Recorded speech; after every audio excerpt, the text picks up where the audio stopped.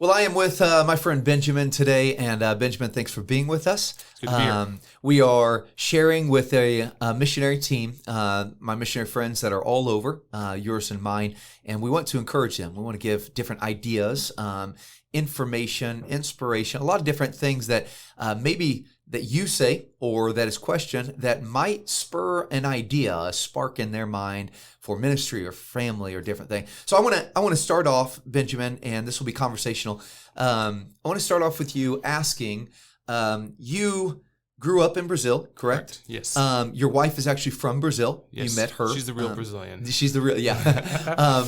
But both of you, so when you left the city you guys were in, and you moved, I think you said 8-9 hours away? Correct, yes. Okay, to serve in a ministry there. And then from there, so that was maybe culture shock. I think you even told me it was stronger culture shock than coming to the U.S. Is that right? Yes. Okay. Sure. Now, when you left from there, then you came even to the United States, another culture. So anyway, let's unpack that a little bit. How did you, because from there, it was city to city, Portuguese to Portuguese.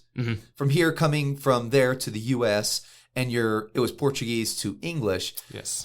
You were able to do it, but you also, and your wife has a wonderful attitude, learned English great. I mean, now you've got 3 precious girls that, so how did you help your wife through that? How did you get through those culture adjustments? How did you help your wife through it? So let's begin right there. Let's go from city to city in Brazil and the culture shock that came in that. Yeah. So when we moved, we got married in a city there in Brazil, and then a year and a half later, I ended up taking the pastorate of a church up in Rio. So we moved from a state to another state, and the city or the state of Rio is very different than the rest of Brazil. Brazil has very distinct pockets all around, huge country, and kind of like here in the States, you have these different cultures every place you go.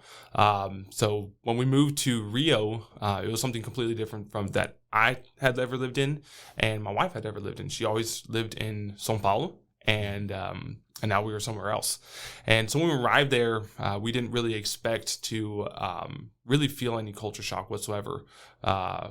We were very surprised. Just the way people act, the way people live, the way people do things in Rio is extremely different than the way people do things in São Paulo. Prices are completely different as well, and that dictates a lot of how people act and what people do.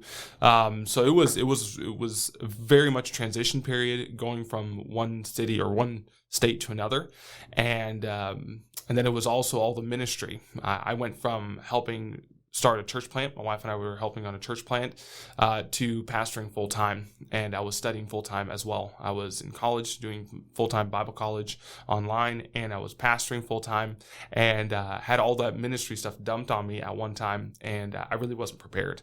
I wasn't prepared for that.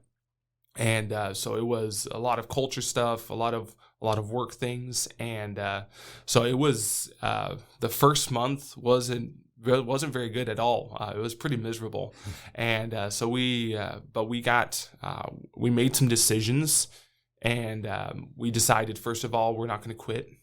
That was our first thing that we decided, my wife and I.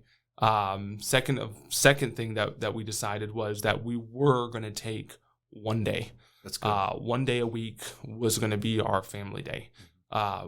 We decided that right off the bat, and we had to. It was just so much on us, and so much on my wife. We had a 6-month-old child, and so we did that. Mondays were our beach days. We lived close to that. We lived about 15 minutes from the beach, nice. And we said, phones off, going to the beach. We're going to spend a few hours there, and that's what we did pretty much every Monday, and just went off, got out of stuff, and spent time together, which is crucial to our marriage. And because of all the pressures on the outside, everything would pressure your marriage as well. Right. So I can't stress enough how important those times were for adapting to the culture and to the way people did things, as well as for our marriage. Trials. Culture shock, everything is going to either build you or destroy you. Sure. And so you're going to have to decide which one of those things it's going to be, and plan for that. And so we planned, and saying we did everything right. Yeah, we didn't do everything right. I look back now, and I'm like, good night. I had no idea what I was doing, and I would probably do all of that differently. But I'm thankful that did bring us through. That Amen. Did help us, and that did adapt. And at the end of the year, we loved it. We loved the people. We loved the culture, the way things people did things. My wife even said I was speaking like them. And if you know any type of differences in languages, like kind of here in the South, everyone else like, oh, you got a Southern accent. I was picking up their accent. My wife's like, stop doing that. But you pick up those things. So it was a transition period. And okay, so how did you, Benjamin, if I could ask, how did you go from being, culture shock, punch in the face, like this is so weird, everybody, pace of life, finances, people, personalities, everything's so new, and then you became almost like them in your speech and the way that things were done. Fill us in on that little area. Yeah, so I had to get a routine down. I had to get a routine schedule.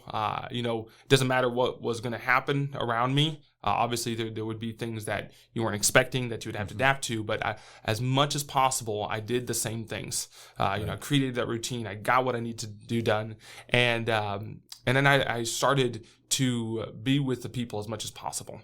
I would go out visiting. I would go out to people's houses. Okay. I would sit down in their houses. I would listen to them talk, and I would start trying to understand, well, why do they do this and why do they do that? Right. It was just very different. We lived in when we moved to Rio, it was an extremely poor place, extremely dangerous place, and when you start putting all those things together, you're like, well, now I understand why the people do this. Now, that we had during our time there, we had 3 people robbed at gunpoint, probably not farther than 50 yards from our church. Wow. We lived right there next to the church, so from our house. And when you start putting all those things together, you're like, wow, now I know why people don't walk after dark very much. And people at our church, they walked to church. So it was like, that's why we do things earlier. So what did you do to not let fear paralyze you and get you to not go out and maybe tell other people, invite people? Yeah. So a few different things. One of the things we did was realize that we're in the center of God's will. Sure. So if you're where God wants you to be, it doesn't matter how many armed guards, robbers, thieves, or what it is, you're going to be okay. You're going to be okay. But things that we did do is we did limit our night leavings from wherever we're at, try to do things during the day like everyone else did. Right. We just kind of adapted the way people did things. Sure. We did things. Good. So not that we didn't have any run-ins. Yeah. I was going up on to visit a lady and a couple of the people from the church. It was a widow and another family I was going to visit up on top of the mountain. We call it the mountain, but it was just tons of houses built on top of that thing. And it's a shanty town. And as I was driving up through there, I didn't realize that another group of criminals had kind of taken over that area. Huh. And as I was going up through there, I had a guy jump out in front of me waving a gun. And I was driving a truck, and I was like, oh, I'm not stopping. And I just put my head down and kept on going. The truck wasn't mine. I couldn't lose it. And I just kept on going and drove past. And I thought, dear Lord, keep me safe and give me back to my family. So I drove back up, and on top, I knew that if I got on top, the people up there would protect me. Right. And they did. I went inside. They said, Pastor, how did you get up here? I said, I just kept driving. And awesome. So I got up on top, and I was okay. I got back down, and from then on, those guys kind of let me through. They were just like, well, I guess he's that crazy. You can just go through. But God kept me safe through that, and I wouldn't necessarily recommend that for everyone, but God kept us safe through that. And after I came back down, I told my wife, I said, hey, things are kind of dangerous right now. There's just kind of a feud going on. And she said, well, we need to, take some extra measures of protection. And you do that. You keep your wife safe. You keep her, and then you also you need to be constantly in prayer. And God will keep you safe, and God will keep you through those things. So I think it's interesting, Benjamin, that you said you made some decisions beforehand, and those decisions dictated your actions. Like even in marriage, we decide we're not going to say divorce. Divorce is not an option, or we're not going to, whatever that you decide there, how you're going to discipline the kids, how you're going to make. So you make those decisions. They dictate that we've got to work this out. You made that decision of we're not leaving, or we're following God, or until God shows. I think that's great. Okay, so that's culture shock phase number 1. Yeah. Phase number 2 was now you uproot and you come to the United States, bring your wife. Now, did your wife grow up speaking English, or? No. She didn't grow up speaking English at all. They say they have English in schools there, but they really don't. Not anything whatsoever. My wife, when she arrived in the States, you could say hi, hello, thank you, Merry Christmas. We're close to Christmas time when we arrived. And so she knew a few things like that, but nothing more than that. So when we moved back to the States, this year we've been married 7 years, and we've moved 7 times. We lived in 7 different places. So we moved, constantly moving. So we moved from Brazil to the States in 2019. And when we got here, I could speak the language. Obviously, culture was different. I'm very Brazilian in the way I do things, and that's just where I grew up. But I did have some of the American culture because my parents, they're American. Sure. And so I was able to adapt when I came back fairly quickly. And but my wife, she didn't speak English. Week into coming back to the States, I was working full time. So I was gone during the day, every day. And my wife was by herself with a 1-year-old child. And, she had to decide, am I going to hide out in the house and not learn anything and just be in my comfort zone? Or am I going to push myself? And my wife was very determined, and I didn't push her. I encouraged her, but she did it on her own. She would take me to work, and we only had one vehicle, so she took me to work, dropped me off, I would work, and she would stay with the vehicle. And I would remember, 2 weeks into my job, my wife would call me, and I picked up the phone, and I'd be like, hello. And she'd be like, oh, I'm out. I'm like, where are you at? And she'd be like, oh, I'm in such and such a city. I'm like, you're an hour and a half from the house. What are you doing? She's like, I'm just going to stores. And I'm like, okay, are you buying it? She's like, no, I'm just trying to talk to people. And she would go and she would get stuff off the racks, and then she would take it to the lady that was in the store, and she would try to ask stuff. And then after a while, she'd go back and put the stuff up and leave. But she would try to talk to people. And then in the church, we were going to our church, and she would try to speak to people, and it was very difficult. I'm not gonna lie, it was very difficult. We'd come back from church on Sundays, Wednesdays, whenever we were at. Saturdays we worked with the youth, and we'd come back, and many times my wife would say, I just don't want you to speak in English with me. I've had enough English for today. And so it was just Portuguese the rest of the ride back, and we did that. But gradually that changed. Amen. And today, it's amazing how much we switched from English to Portuguese, Portuguese to English. It's just very natural for us to do. Yeah. And you can do it. My wife never went to language school.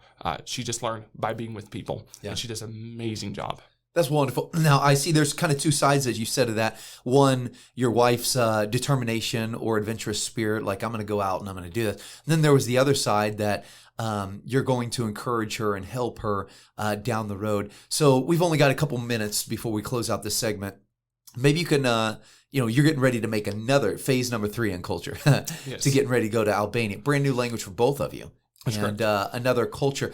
But you've seen God do it a couple different times already. How can you say maybe some words of encouragement or of challenge to all of our missionary friends that are out there? And by the way, culture is not just a one-time, well, I got over it. It could be, I've been here for 7 years and Lord have mercy. Now it's driving me nuts, And so what are some words of encouragement when you get, that culture nails you in the face? Maybe some last words that you can give to encourage our friends, 1, to keep going, or 2, to help your spouse through it, whatever you think. Yeah. So one of the things I would say in the last few seconds I have would, when things that you don't like in the culture, like there's specific things, try to do those things. The things that you don't like, if you force yourself to do those things, it's amazing what you can like if you make a decision to like those things. Just very quick example. My dad hated sweet tea. He grew up in the South, but he hated sweet tea. He started deputation, and they would go everywhere, and everyone would serve him sweet tea. My dad made a decision, I'm going to learn to drink sweet tea. And he learned, he forced himself to drink it. Today, he loves sweet tea. It's a decision, and you can get through it, and God does give us grace. Yeah, amen. A lot of things in life are a mental battle, right? Like whether we didn't grow up eating it or liking it, or the things that were out of our comfort zone, right? And so I appreciate your attitude, and that's great. And missionary friends that are listening, thank you, one, for your time, and thank you for listening. And I pray that something that was said, maybe God will use it as a little spark in your heart to continue on to the next stage that God has for you. Thank you very much, Benjamin. Hey, thank you.